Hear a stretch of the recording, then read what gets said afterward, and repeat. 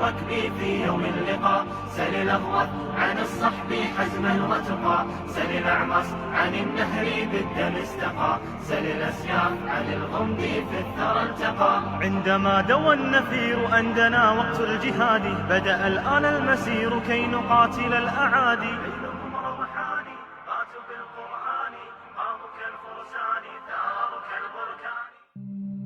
গণতন্ত্র একটি কুফরি জীবন ব্যবস্থা।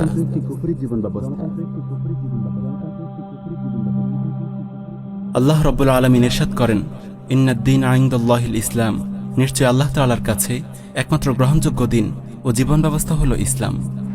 অন্য আয়াতে আল্লাহ তাআলা বলেন, ওয়া মান ইয়াবতাগি গায়রাল ইসলামি দীনান ফালান ইউকবালা মিনহু ওয়া হুয়া ফিল আখিরাতি মিনাল খাসিরিন। কেউ ইসলাম ছাড়া অন্য কোনো দিন ও জীবন ব্যবস্থা চাইলে তা কখনো গ্রহণ করা হবে না এবং আখিরাতে সে ক্ষতিগ্রস্ত হবে। এই আয়াত দুটি থেকে আমরা স্পষ্ট বুঝতে পারলাম, আসমানি জীবন বিধান ইসলাম ব্যতীত মানবরচিত যত জীবন ব্যবস্থা আছে, চাই তা গণতন্ত্র হোক বা সমাজতন্ত্র, তা আল্লাহর কাছে গ্রহণযোগ্য নয়। তাই যারা গণতন্ত্রকে জীবন বিধান হিসেবে গ্রহণ করবে তারা নিঃসন্দেহে কাফের, তাদের জন্য আখিরাতে নাজাতের কোনো সুযোগ নেই। অত্যন্ত দুঃখের বিষয়, বিংশ শতাব্দীর শুরুর দিকে উসমানী খেলাফতের পর থেকে কুফার গোষ্ঠী গণতন্ত্রকে কৌশলে মুসলমানদের জীবন বিধান হিসেবে চাপিয়ে দিয়েছে।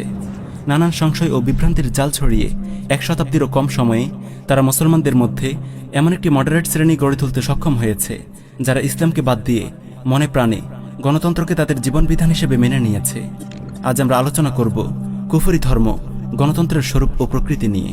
কথা বলবো গণতন্ত্রের ব্যাপারে ছড়ানো সংশয় ও বিভ্রান্তি নিয়ে।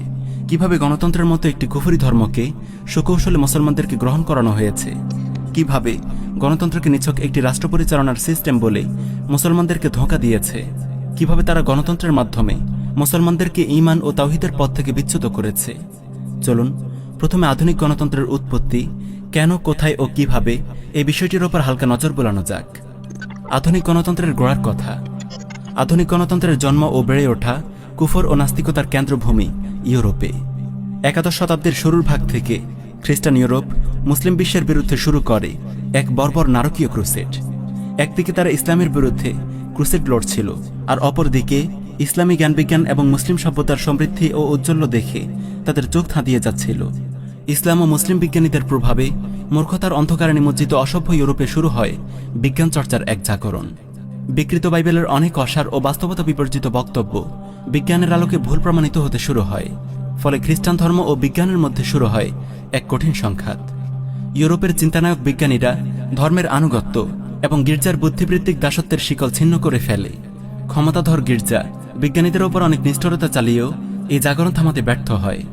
ফলে বস্তুবাদ, জড়বাদ ও ধর্মবিদ্বেষের এক প্রলয়ঙ্কারী আগুন জ্বলে ওঠে পুরো ইউরোপে। এমনিতেই ইউরোপীয় সভ্যতার জন্ম বস্তুবাদ ও নাস্তিকতার লীলাভূমি গ্রিক ও রোমান সভ্যতার ঔরসেই। নতুন এই বুদ্ধিবৃত্তিক জাগরণের প্রভাবে ইউরোপিয়ানরা চিন্তা ও যুক্তি ছাড়াই খুব দ্রুত এই সিদ্ধান্তে পৌঁছে গেল, ধর্ম নামে যা কিছু আছে সব যুক্তি ও বিজ্ঞানের বিরোধী। সুতরাং বিজ্ঞান ও ধর্মের প্রীতিপূর্ণ সহাবস্থান কোনোভাবেই সম্ভব নয়। যুক্তি ও বুদ্ধিতে যে বিশ্বাস করবে, ধর্ম ও ধর্মগ্রন্থে তাকে অবিশ্বাস করতেই হবে। ধীরে ধীরে তারা এই চূড়ান্ত সিদ্ধান্তে উপনীত হয় যে ধর্ম যদি মানতেই হয় তবে তার সীমানা হবে মানুষের ব্যক্তি জীবন। রাষ্ট্র ও রাজনীতিতে তাদের প্রবেশাধিকার থাকবে না। ফলে গির্জার কিছু আনুষ্ঠানিকতা এবং ব্যক্তি ও সামাজিক জীবনে কিছু আচার প্রথা পালনের মধ্যেই খ্রিস্টান ধর্ম সীমাবদ্ধ হয়ে যায়। এখন সমাজ ও রাষ্ট্র কিভাবে চলবে তা ঠিক করবে জনগণ, কোনো ধর্মগ্রন্থ কিংবা আসমানের কথিত কোনো খোদা নয়। নাউজুবিল্লাহি মিন যালিক। এভাবেই গোড়াপত্তন হয় জনগণের হাতে গড়া একটি নতুন জীবন ব্যবস্থার, যেখানে জনগণই প্রণয়ন করবে আইন ও সংবিধান। তারাই ঠিক করবে কোনটি হালাল, কোনটি হারাম, কোনটি বৈধ আর কোনটি অবৈধ।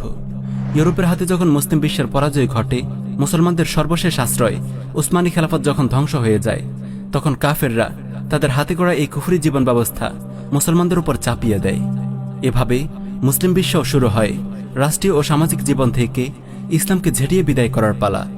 তখন ওসমানী খেলাফতের সর্বশেষ শাইখুল ইসলাম মুস্তাফা সাবারি রাহমাহুল্লাহ সুস্পষ্ট ভাষায় ঘোষণা করেন, ইসলামী শরিয়ার পরিভাষায় বিলাদুল ইসলাম বা ইসলামী রাষ্ট্র বলা হয় ওই ভূখণ্ডকে যেখানে ইসলামী শরিয়ার শাসন জারি থাকে। যদি রাষ্ট্র ব্যবস্থা থেকে দিনকে সরিয়ে দেয়া হয়, সে রাষ্ট্র আর ইসলামী রাষ্ট্র থাকে না।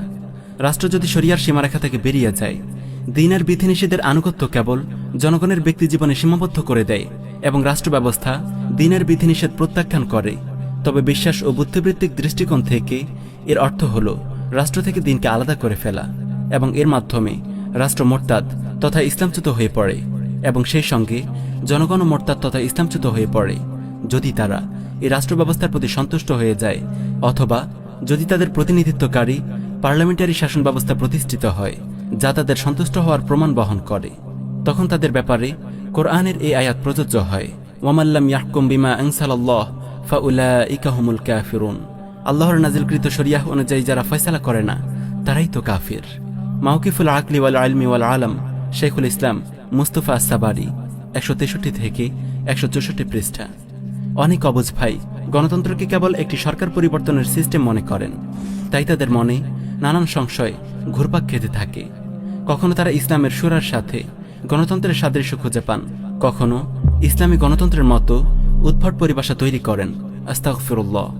ইসলামী কুফর ও ইসলামী শিরক বলা যেমন ইসলামী গণতন্ত্র বলাও ঠিক তেমন।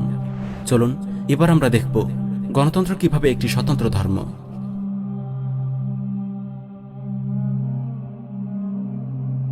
গণতন্ত্র একটি কুফরি ধর্ম। শয়তান ইবলিস তার পুরো জীবনের অভিজ্ঞতার সার নির্যাস চমৎকারভাবে গণতন্ত্রের মাঝে সন্নিবেশ করতে সক্ষম হয়েছে। এবার সে তার চিরশত্রু মানবজাতিকে এমন এক কুফরে লাগিয়ে দিয়েছে যা তারা উপলব্ধি করতেই ব্যর্থ হচ্ছে। গণতন্ত্রের এই কুফরি ধর্ম অতীতে মানুষের উদ্ভাবিত যে কোনো ধর্ম থেকে বেশ আলাদা, কারণ গণতন্ত্র নিজেকে ধর্ম হিসেবে পরিচয় দেয় না, বরং পরিচয় দেয় একটি রাষ্ট্র ব্যবস্থা হিসেবে। অন্য যে কোনো ধর্মে প্রবেশ করতে হলে পূর্বের ধর্ম অবশ্যই পরিত্যাগ করতে হবে, কিন্তু গণতন্ত্র নামক এই নতুন ধর্ম তার অনুসারীদেরকে পুরাতন ধর্ম ত্যাগ করতে বলে না, তাদের ইবাদত ও রীতিনীতিকেও ছাড়তে বলে না, বরং ব্যক্তিগত পর্যায়ে ওসব আদায় করার পাশাপাশি সামষ্টিক পর্যায়ে নতুন এক দিন ও শাসনতন্ত্র মানতে বাধ্য করে। যেহেতু গণতন্ত্র নামক ধর্মটি গ্রহণ করতে হলে পূর্বের ধর্ম ত্যাগ করার প্রয়োজন পড়ে না, তাই অনেক লোক এই নতুন ধর্মকে ধর্মই মনে করে না। প্রতিটি ধর্মের মতো গণতন্ত্রের ধর্মেও আছে নিজস্ব আকীদা, বিশ্বাস ও বিধিবিধান। যেমন ইসলাম বলে সকল ক্ষমতার মালিক আল্লাহ রাব্বুল আলামিন, আর গণতন্ত্র বলে সকল ক্ষমতার মালিক জনগণ। ইসলাম বলে আল্লাহ সুবহানাহু ওয়া তাআলাই মানুষের একমাত্র বিধানদাতা, কিন্তু গণতন্ত্র বলে বিধান দেওয়ার মালিক জনগণ। ইসলাম হলো আল্লাহর ইচ্ছার সামনে আত্মসমর্পণ করা, আর গণতন্ত্র হলো সংখ্যাগরিষ্ঠ জনগণের ইচ্ছার সামনে আত্মসমর্পণ। ইসলাম যেমন মোরতাদকে মৃত্যুদণ্ড দেয়, ঠিক তেমনি গণতন্ত্র তার বিরুদ্ধে বিদ্রোহকারীদেরকে মৃত্যুদণ্ড দেয়। কেউ সংবিধানকে প্রত্যাখ্যান করলে তাকে রাষ্ট্রদ্রোহী আখ্যা দিয়ে হত্যা করা হয়। ইসলাম বলে আল্লাহ যেটি হালাল করেছেন সেটি হালাল, আর তিনি যেটা হারাম করেছেন সেটিই হারাম। কিন্তু গণতন্ত্র বলে জনগণের ভোটে নির্বাচিত এমপিদের সংখ্যাগরিষ্ঠ অংশ যেটিকে হালাল বলে সেটি হালাল, আর যেটিকে হারাম বলে সেটি হারাম। যেমন আল্লাহ তাআলা সুদকে হারাম করেছেন, কিন্তু গণতন্ত্র সংখ্যাগরিষ্ঠ এমপিদের রায় নিয়ে সুদকে হালাল করেছে। একইভাবে তারা মদ জুয়া ব্যভিচারকেও সংখ্যাগরিষ্ঠ এমপিদের রায় নিয়ে হালাল করেছে। এরা অবশ্য হালাল হারাম শব্দদ্বয় ব্যবহার করে না, বরং ব্যবহার করে বৈধ অবৈধ শব্দ দুটি, কিংবা বলে আইনসম্মত ও আইন বিরোধী। কারণ হালাল হারাম শব্দ দুটি ব্যবহার করলে যে মুসলমানরা বুঝে ফেলবে আল্লাহর হারাম করা বস্তুকে এরা হালাল করে নিয়েছে।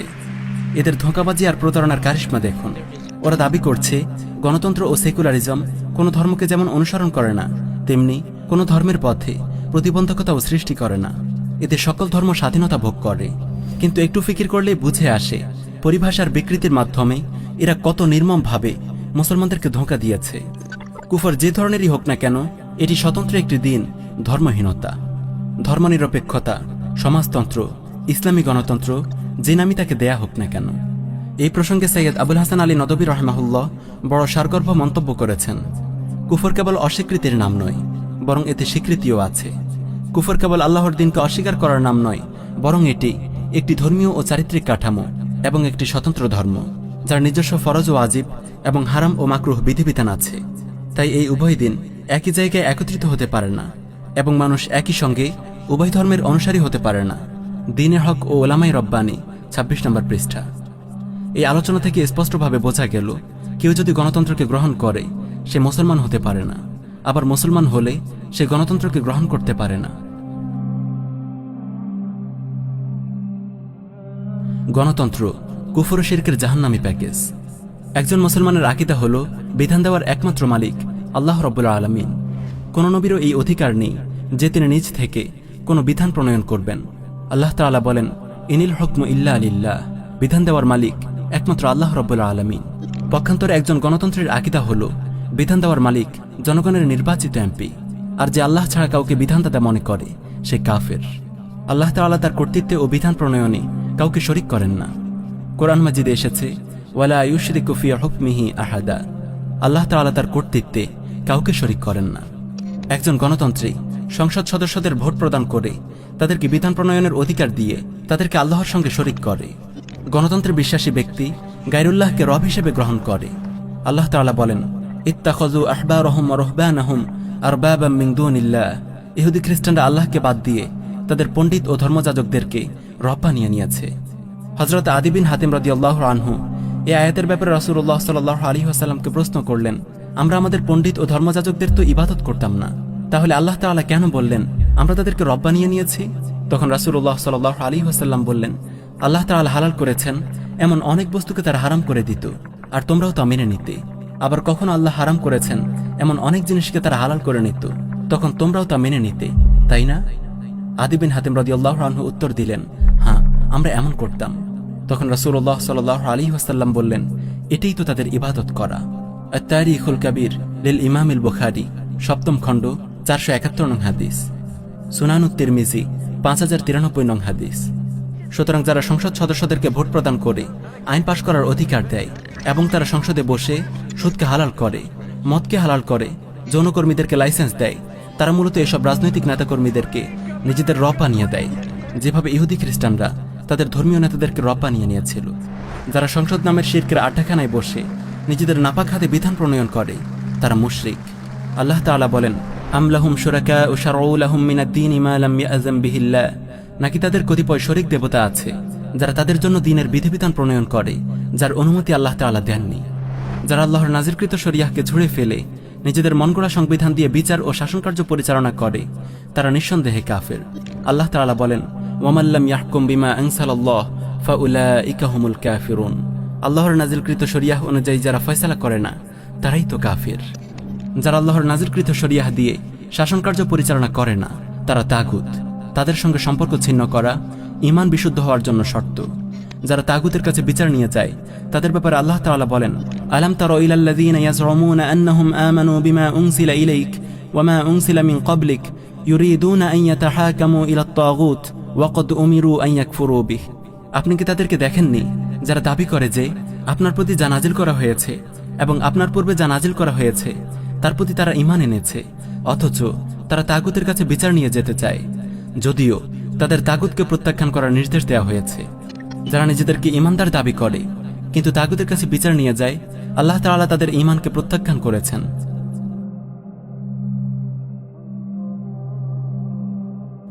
ভোট, নির্বাচন ও গণতন্ত্র। গণতন্ত্রের বাস্তবতা সম্পর্কে পর্যাপ্ত জ্ঞান না থাকার কারণে অনেকেই বলে থাকেন, আমরা গণতন্ত্রের কুফরিতে বিশ্বাস করি না, আমরা গণতন্ত্রকে কেবল ক্ষমতায় যাওয়ার একটি সিস্টেম হিসেবে দেখি।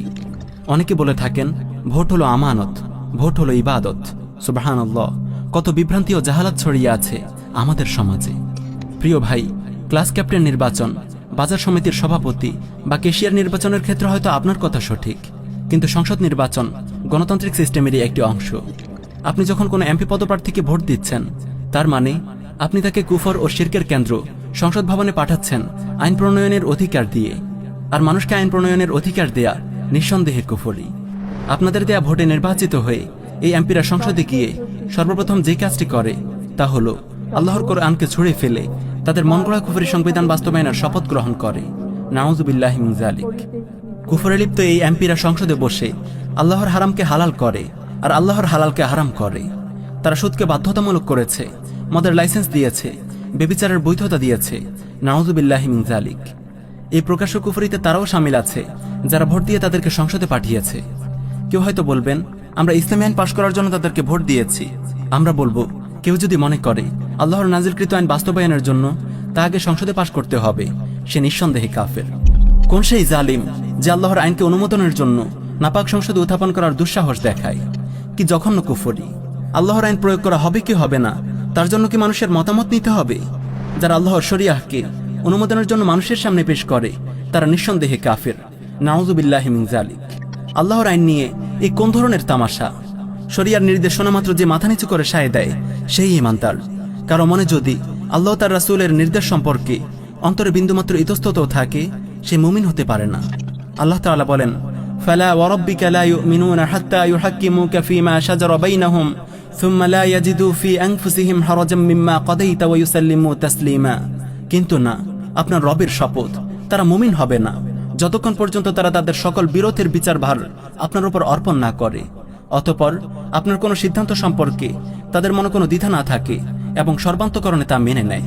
অন্য আয়াতে আল্লাহ তাআলা বলেন, ওয়ামা কানা লিমুমিনিন ওয়ালা মুমিনাতিন ইযা কাদাল্লাহু ওয়া রাসূলুহু আমরান আন ইয়াকুনা লাহুমুল খিয়ারাতু মিন আমরিহিম ওয়া মান ইয়াসিল্লাহা ওয়া রাসূলাহু ফাকাদ দাল্লা দালালাম মুবিনা। আল্লাহ তার রাসূল কোনো সিদ্ধান্ত নিলে কোনো মুমিন পুরুষ কিংবা নারীর পক্ষে ভিন্ন কিছু করার ক্ষমতা থাকে না, আর যে আল্লাহ তার রাসূলের অবাধ্য হয় সে স্পষ্টই পথভ্রষ্ট। আমাদের আকাবির ওলামা মাশায়েখদের মধ্যে যারা ভোট, নির্বাচন ও গণতন্ত্রের হাকিকত ও বাস্তবতা সম্পর্কে যথেষ্ট জ্ঞান রাখেন, তারা সুস্পষ্ট ভাষায় গণতন্ত্রের কুফরির কথা তুলে ধরেছেন। আবার কতিপয় আকাবির ইসলামী সরকার প্রতিষ্ঠার আশায় গণতন্ত্রের পথেও পা বাড়িয়েছেন। তারা সংসদে যাওয়া জায়েজ হওয়ার পক্ষে বিভিন্ন তাবিল উপস্থাপন করেছেন। তাদের উদ্দেশ্য নিঃসন্দেহে মহৎ ছিল, তাই আমরা তাদের নিয়তের কোনো সমালোচনা করি না, তাদের তাকফির করি না, তাদলিল করি না, তাজলিল করি না। কিন্তু তাদের এই তাবিল গ্রহণযোগ্য নয়। আমাদের আকাবিরদের অনেকেই এসব তাবিল খণ্ডন করেছেন। ইনশাআল্লাহ প্রচলিত ইসলামী গণতান্ত্রিক আন্দোলনের সরই মূল্যায়ন, যৌক্তিকতা এবং সফলতা ও ব্যর্থতা নিয়ে আমরা আলাদা ডকুমেন্টারি নির্মাণ করব। পরিশেষে দোয়া করি, আল্লাহ রাব্বুল আলামিন আমাদের আকীদা বিশ্বাসকে গণতন্ত্রের কুফরি থেকে হেফাজত করুন। আব্রাহাম লিঙ্কনের পথ ছেড়ে রাসূলুল্লাহ সাল্লাল্লাহু আলাইহি ওয়াসাল্লামের নির্দেশিত ইরদাদ ও জিহাদের পথে অগ্রসর হওয়ার তৌফিক দিন। আমাদেরকে সিরাতুল মুস্তাকিমের উপর অটল অবিচল রাখুন। আমিন ইয়া রাব্বাল আলামিন।